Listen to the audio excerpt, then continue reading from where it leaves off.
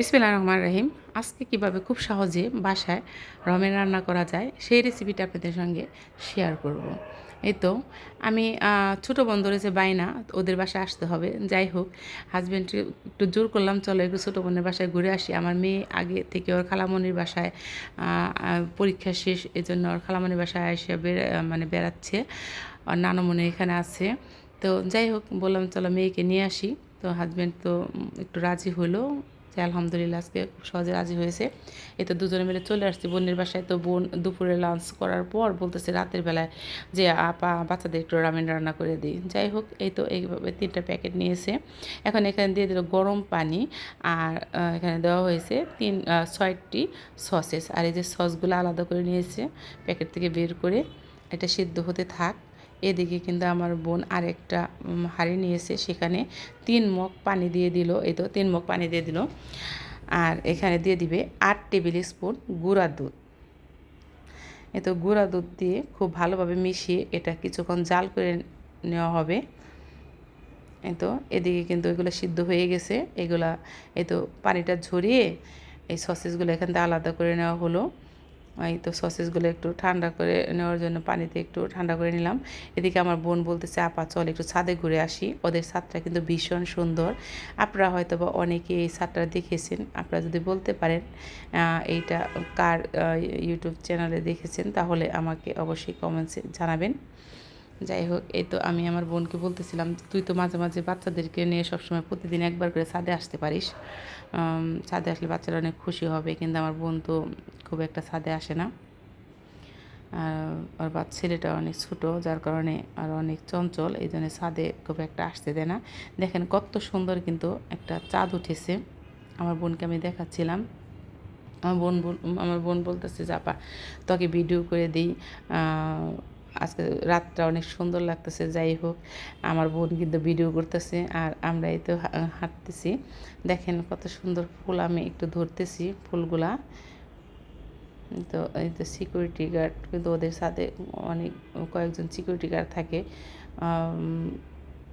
দেখাশোনা করার জন্য, সিকিউরিটির জন্য, যে অনেক মানুষ আসে ছাদে যে ওদের বিল্ডিংয়ের। যাই হোক, এখানে কিন্তু 3টা বিল্ডিং একসঙ্গে করা, এর জন্য বিশাল বড় একটা ছাদ। মাশাআল্লাহ, এই ছাদে হাঁটলে কিন্তু খুবই ভালো লাগে। দেখেন কত সুন্দর একটা চাঁদ উঠেছে। আমি কিন্তু ঘুরে ফিরে বারবার ওই চাঁদটাই দেখতেছিলাম। আর এই তো সাইড দিয়ে একটু ভিডিও করতেছিলাম।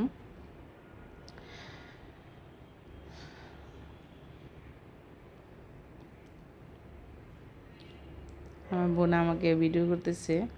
যাই হোক, শেষে আমরা এই তো সুন্দর একটি জবা ফুল গাছ, সেটাও দেখতেছিলাম। কত সুন্দর একটা জবা ফুল গাছ। আর এই গাছটা আমার কাছে খুব ভালো লেগেছিল, সেই জন্য আমি গাছটা একটু হাত দিয়ে দেখতেছিলাম।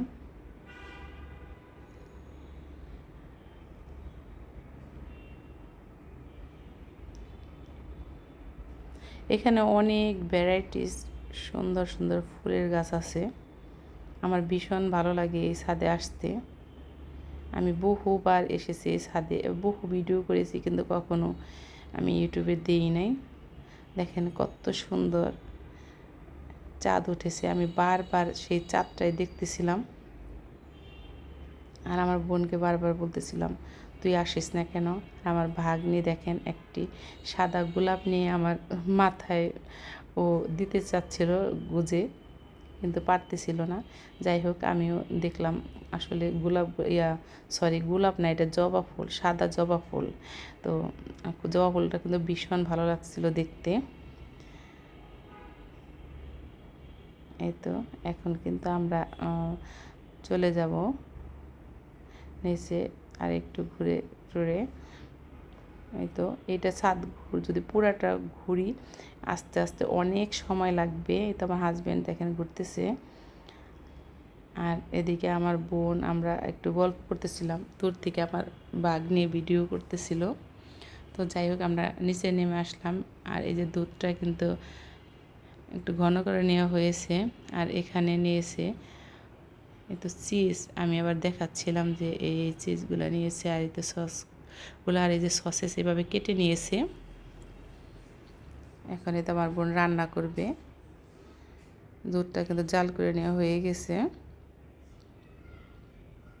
এখন দেখি কি কি দেয় দুধে এখানে।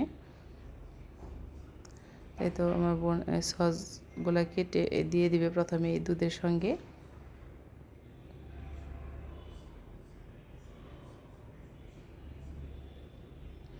সস সেই যে মশলাগুলা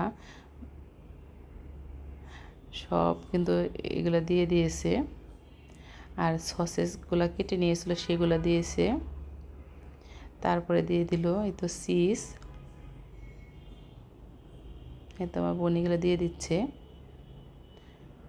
আর আমার মেয়ে এখন ভিডিও করতেছে আর খালামণি রান্না করতেছে।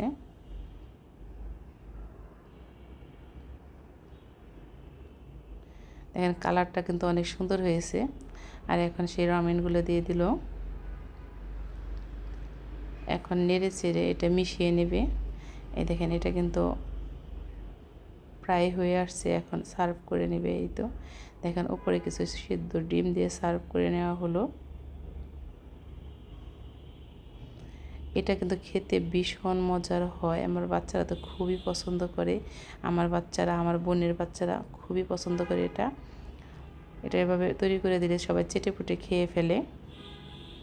আমার ভিডিওটা যদি ভালো লাগে অবশ্যই আমাকে লাইক কমেন্টস দিবেন। আর এই তো বাসায় চলে আসছি, আইসা দেখি জ্যাকি এভাবে শুয়ে আছে।